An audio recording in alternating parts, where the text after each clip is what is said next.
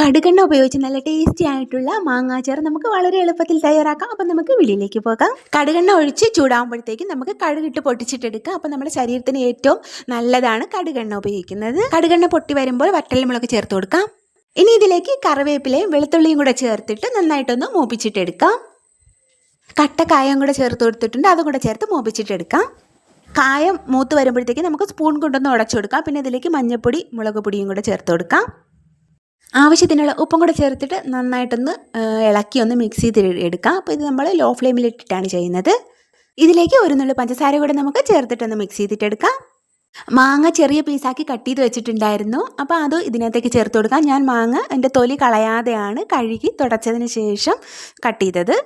ഇനി നമ്മൾ flame off ചെയ്തിട്ട് നന്നായിട്ടൊന്ന് മിക്സ് ചെയ്തെടുത്തിട്ടുണ്ട്. മിക്സ് ചെയ്തതിന് ശേഷം നമുക്ക് കുറച്ച് വിനാഗിരി ഇതിനകത്തേക്ക് ഒഴിച്ചു കൊടുക്കാം. ഒഴിച്ചു കൊടുത്തിട്ട് നമുക്ക് അടച്ച് വയ്ക്കാം. അടച്ച് വെച്ച് പിറ്റേന്നാകുമ്പോഴത്തേക്ക് നല്ല സെറ്റായി അടിപൊളിയായിട്ടിരിക്കുന്നുണ്ടാവും. അപ്പോൾ ഇത് എനിക്കൊരു ഓർഡർ ഉണ്ടായിരുന്നു, അപ്പോൾ അതിന് വേണ്ടിയാണ് ചെയ്തത്.